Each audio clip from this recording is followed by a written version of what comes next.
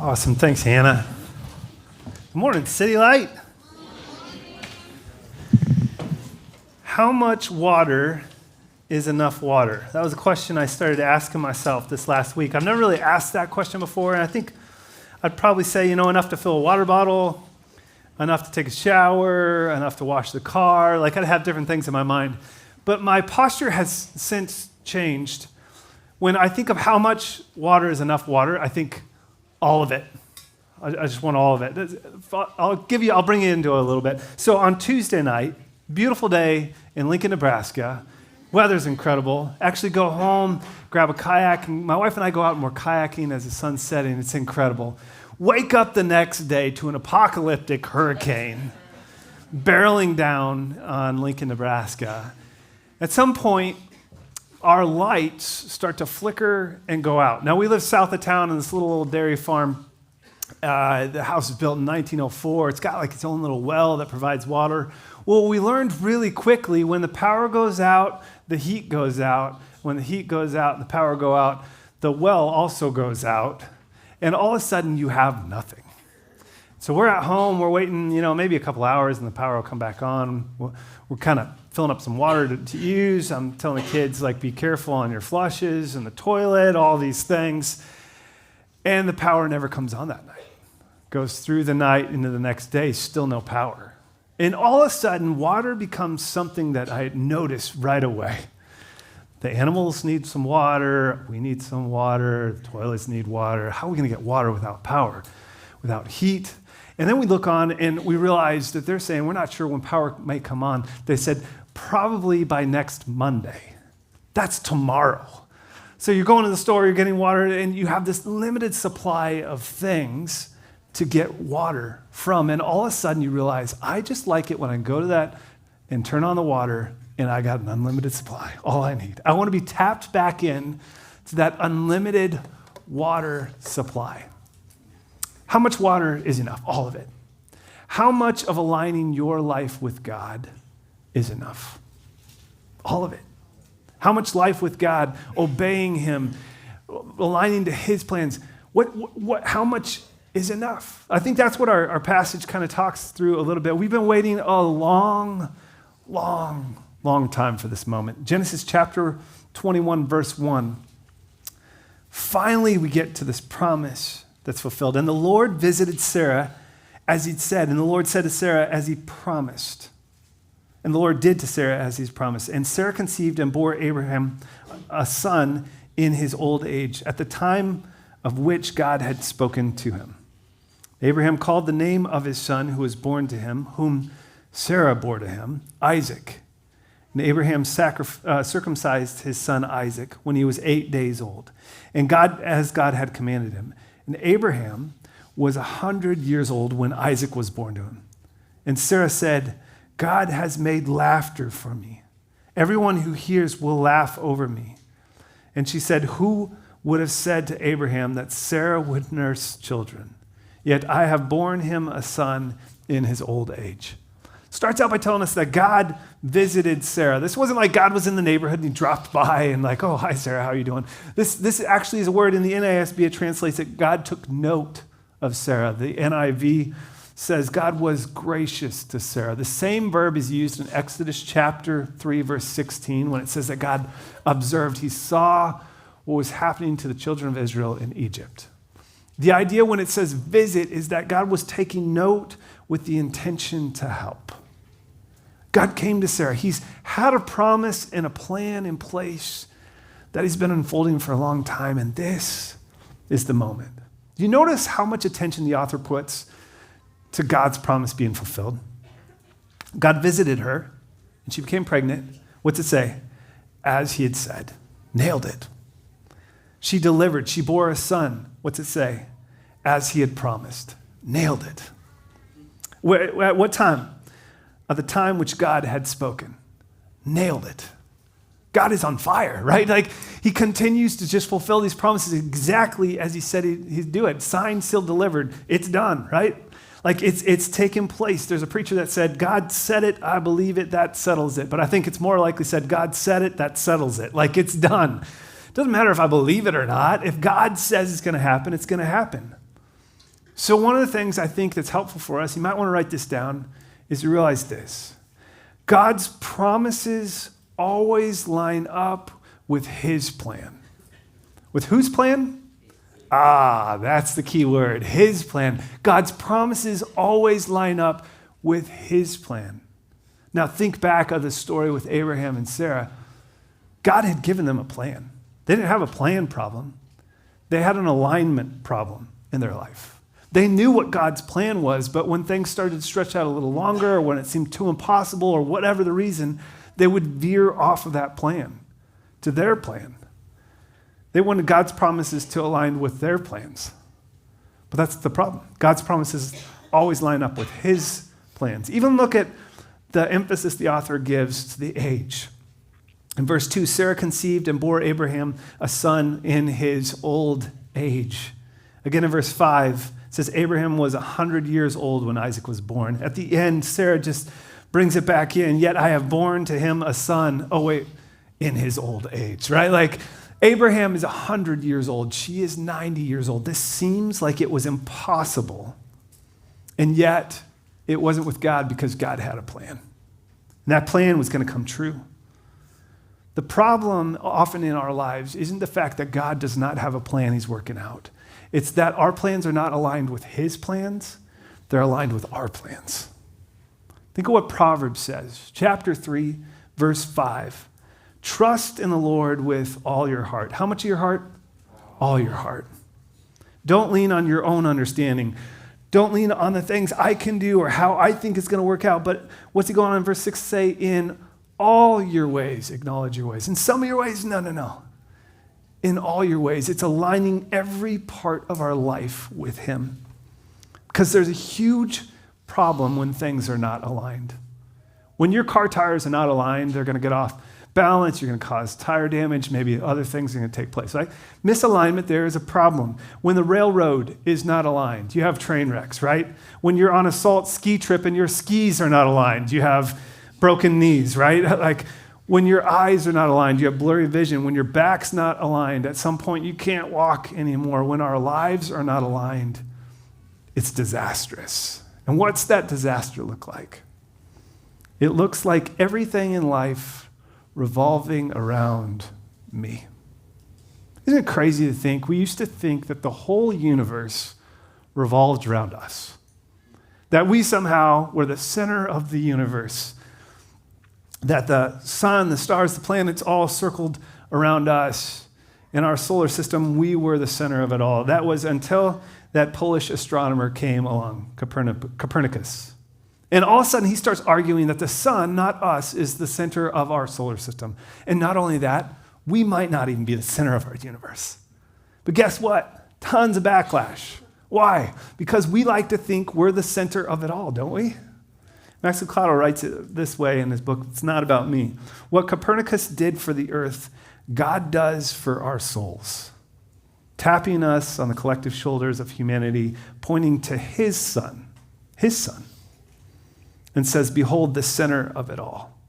When God looks at the center of the universe, he doesn't look at you. When heaven's stagehands direct the spotlight towards the star of the show, I need no sunglasses, no light falls on me. God does not exist to make a big deal out of us. We exist to make a big deal out of God. It's not about you. It's not about me. It's not about him. It's not about my plans. It's about his plans. God's promises always line up with his plans, so what's my job? Align with his plan. So I wonder today, if you were to look at your life, is your life all orbiting around you or is someone else at the center of your life? If we were to call in somebody to do a life audit, and they were to take a look at your accounts and at your closet and at your conversations and at everything that you had, who would they say is the center of your world? Because right now, God's reminding them, hey, I have a plan I've been working out. It doesn't revolve around your plans. It's you adjusting your life to me. And Abraham and Sarah, God is so gracious with them, and they do it. They're getting it. They're starting to realign. Look what they do, even in this passage. Verse 3, they name him Isaac. They name him Laughter because God has told them to. They in verse 3, they don't try any more of the shenanigans like they did with Hagar. The son is born through Sarah, even though she's 90 and he's 100. It seems impossible.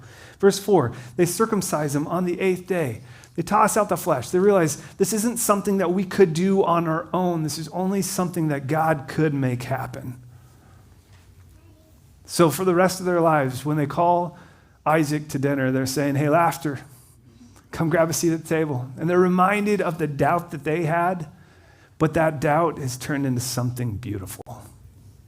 Verse 6, Sarah said, God has made laughter for me. The Hebrew conveys this ecstatic joy. How is this even possible that God would do this? And yet he did. God made laughter. This wasn't something that I could do on my own. I'm going to follow God with my plans. God's turned doubt of laughter into delight of joy. I wonder if there's anything in your life that you think is kind of a little too out there, that you know God's aligning and asking you to do according to his plans, but you're continuing to go, God, how about you adjust to my plans? For me, we're in a whole new world this year. My son's graduating, we're looking at schools.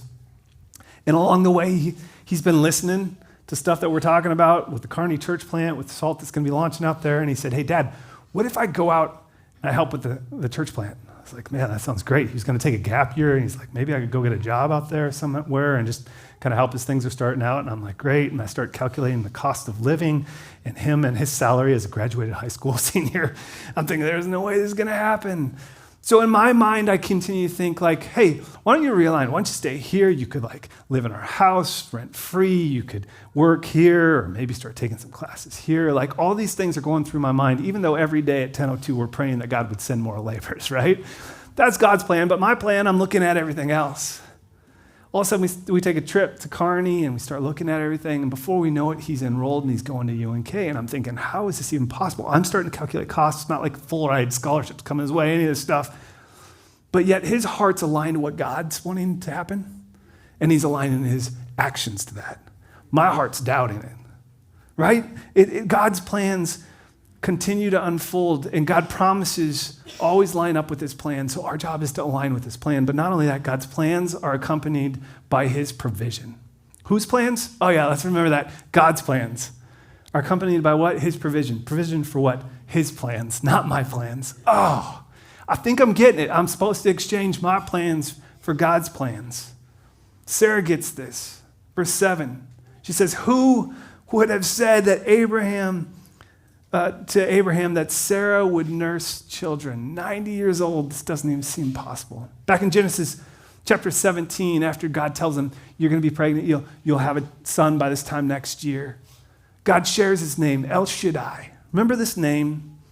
This almighty, all-sufficient, all-powerful God that's saying, I have everything you need. It's kind of interesting that Shaddai word, Hebrew shadu, means mountains or grandeur, majesty. But there's also another part of this word, shad. Bob Walls actually shared with me this after we preached. I did a little homework, and he's absolutely right. Shad in Hebrew also means breast, the human breast. It's a provision, a sufficiency. So God not only is giving this child to Sarah, but he's accomplishing it with something she can't do on her own. He's going to allow her to nurse this child. What God plans for, he provides for. That's why Romans 4, when it says, against all hope, when everything seemed impossible, when there was no way, Abraham, in hope, believed and became the father of many nations. God's promises always line up with his plan. God's plans are accomplished by his provision. And God's plans cannot be compromised. Look what it says in verse 8. And the child grew and was weaned, and Abraham made a great feast on that day that Isaac was weaned. But Sarah saw the son of Hagar, the Egyptian, whom she had borne to Abraham, laughing. So she said, Abraham, cast out this slave woman with her son, for the son of the slave woman shall not be heir with my son Isaac. Now, in the ancient days, kids were weaned much later, probably 2 or 3 years old, often at the time, because there was a high mortality rate among infants and toddlers. There's no baby formula, there's no baby food. The nutrients are continuing to come from their mother. And so at this stage, they would have a huge celebration at the life of this child that's been sustained and entering into these new toddler years. And that would continue on until about 13, when they'd have another celebration of this child entering into adulthood. So this great feast is taking place. This promised child has been born, finally gets to the age where he's weaned. He's alive still. We're going to have this feast. And what do? Have this massive celebration, and Ishmael's there. Up to this point, Ishmael's been the only child in the family. He knows, like, hey, I'm the favorite child. Any favorite children in the room today? Yep. I see a few, yeah, favorite child. They look at their sibling and go, yeah, it's me, right? Favorite child. All of a sudden, the spotlight's divided, and there's laughter. This laughter, Isaac, this laughter of joy that Sarah's had also, all of a sudden, becomes this laughter of mocking at her son. It's actually a Hebrew play on words, Isaac, and the name, and his name of laughter, and the laughter that's conveyed here. And she says it's not going to work. It's not going to work for all of us to live under the same roof. Notice her tone. Cast out this slave woman with her son. For the son of the slave woman shall not be my heir. She wants them both out of there. Her words may not convey something that's not true. He's not the heir, but her motive is wrong. Verse 11. And the thing was very displeasing to Abraham on account of his son. But God said to Abraham, be not displeased because of the boy and because of your slave woman. For whatever Sarah says to you, do as she tells you. For through Isaac shall your offspring be named. And I will make a nation of the son of the slave woman also, because he is your offspring. And so Abraham rose early in the morning and took bread and a skin of water and gave it to Hagar, putting it on her shoulders along with the child, and sent her away. And she departed and wandered in the wilderness of Beersheba. People often mistake forgiveness with the removal of consequences. Forgiveness is true. Forgiveness is real. Through the cross of Jesus Christ, forgiveness is complete. In fact, Psalm 103, verse 12 tells us, as far as the east is from the west, so far is your sin from God. He's cast it aside. But that doesn't remove the consequences of our sin in this lifetime. The scars that Jesus bore for us on the cross removed our guilt and our sin, but the effects of our sin still cause scars on us and on others. And as Abraham sits in this mess, that it's a product of his sin, he feels the tension. What's God say? Whatever Sarah tells you to do, do. For she tells you, for through Isaac shall your offspring be named. This is a really tough part to wrestle within Scripture.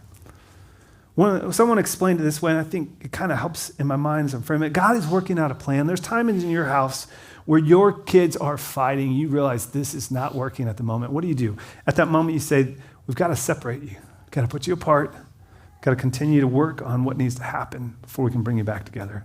All of a sudden, you have this son of the flesh, this product of Abraham and Sarah and Hagar trying to do something on their own, not following God's plan. And you have this son of the promise, this son that was impossible. It was impossible. Something God did for them they could not do on their own.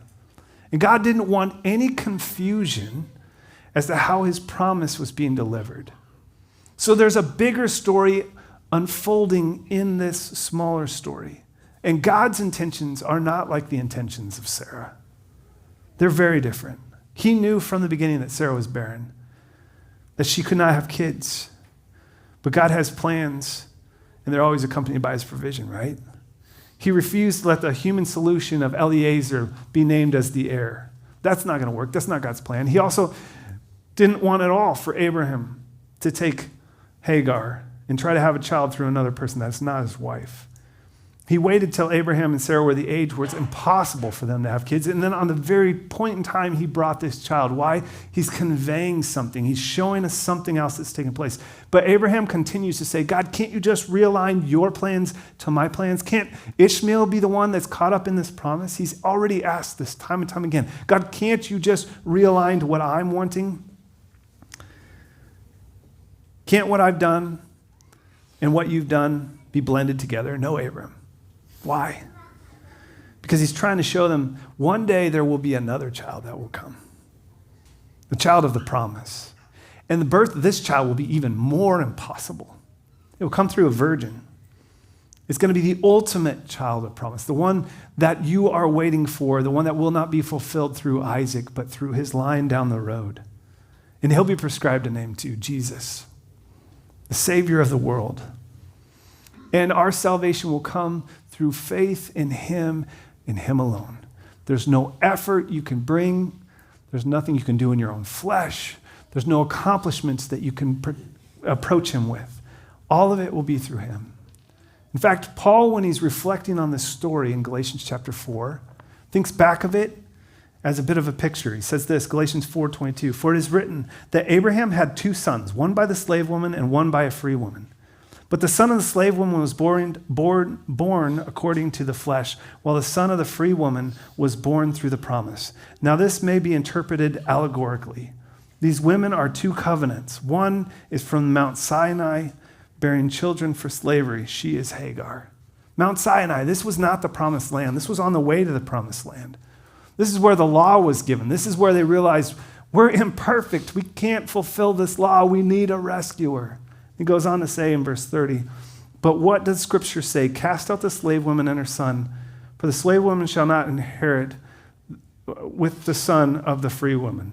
So, brothers, we are not children of the slave, but of the free woman." What's he saying? We are born sinful, enslaved to sin. There's nothing we can do. Only by what God's done for us can we be freed into life with him. R.C. Sproul, in the book The Truth of the Cross, says it this way: "It's important that we understand that God manifests no enmity towards us. He's never broken a promise. He's never violated a covenant. He's never sworn a vow that he failed to pay. He's never treated a human being in this world unjustly. He's never violated us as creatures. In short, he has kept his side of the relationship perfectly. But we have violated him. We are the ones that violate the creature-creator relationship. God's plans cannot be compromised because he's holy, because he's just. God's plans cannot be compromised because he's good, because he's powerful, because he's sovereign, because his way is the only way. And our job is to align with that." Last week, Kyle brought up the Lord's Prayer. Talked to us about going to God and asking for help for our sin, not just trying to white knuckle it on our own. I think there's another point in this that helps us too. Matthew 6, "Our Father who art in heaven, hallowed be your name." What be your name? Holy, hallowed. You're the God that the whole universe revolves around. You are the center of it all. It goes on to say, "Your kingdom come, not my kingdom come, but yours. And your will be done, not my will be done, but yours."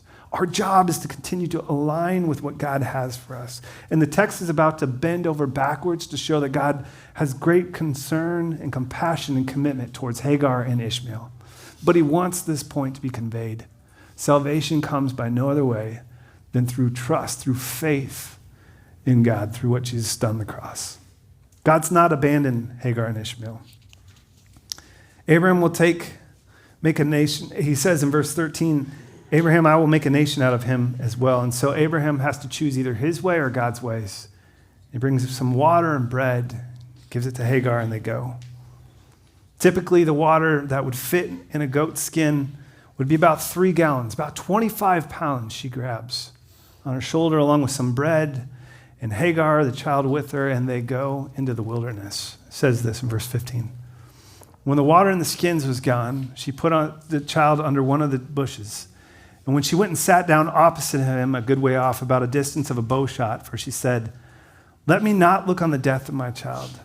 And she sat opposite of him, and she lifted up her voice and wept. And God heard the voice of the boy. And the angel of God called to Hagar from heaven and said to her, 'What troubles you, Hagar? Fear not, for God has heard the voice of the boy where he is. Up, lift up the boy and hold fast with your hand, for I will make him into a great nation.' And verse 19, then God opened her eyes and she saw the well of water. And she went and filled up the skin of water and gave it to her boy to drink. Verse 20, and God was with the boy. And he grew up, he lived in the wilderness and became an expert with the bow, and he lived in the wilderness of Paran.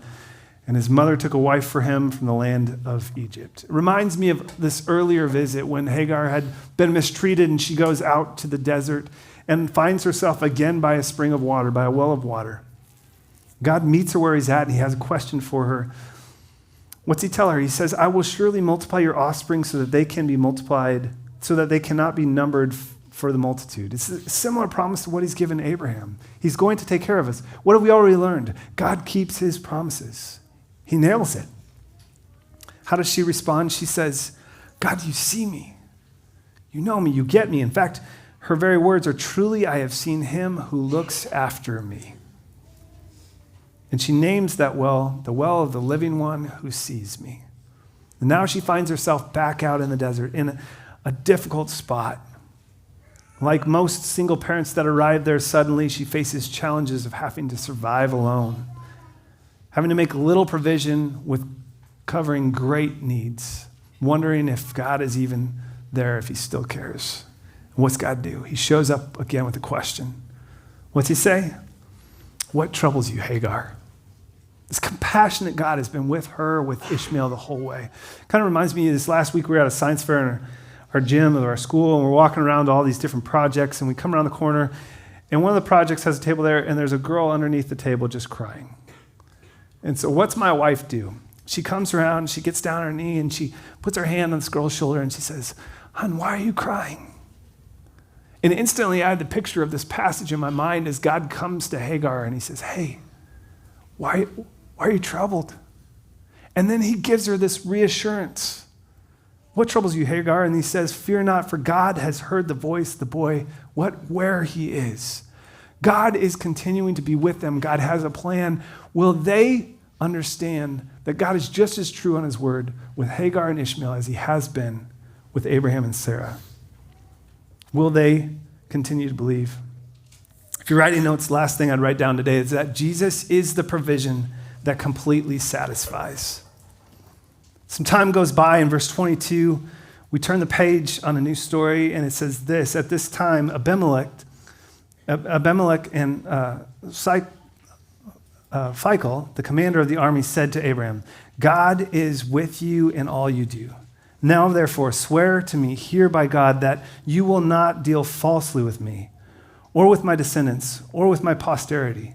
As I have dealt kindly with you, so you will deal with me in the land where you have sojourned. And Abraham said, I will swear. Reminds me of the promise. For those you bless, I will bless. For those you curse, I will curse.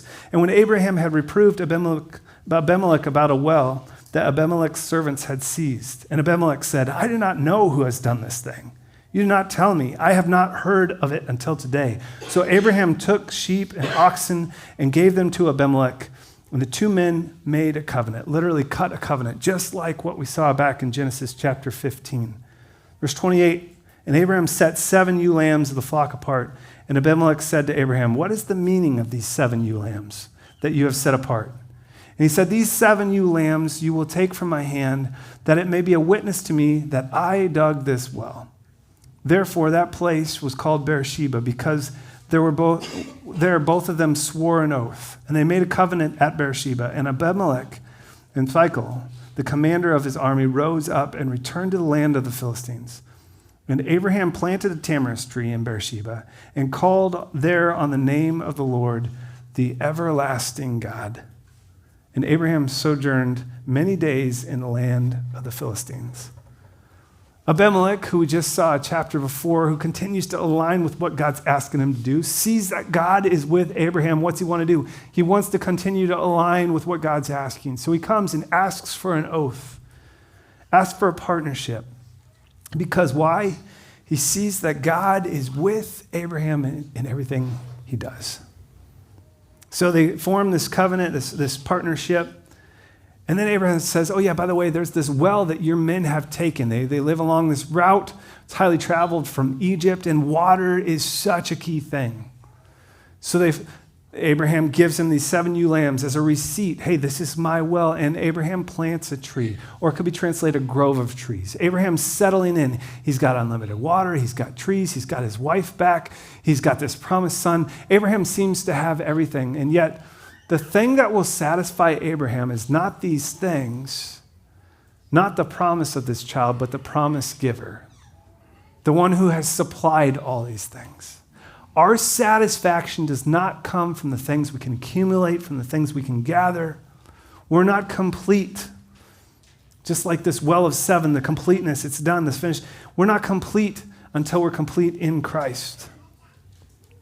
Someone once said the soul's deepest thirst is for God himself, who has made us so that we can never be satisfied without him.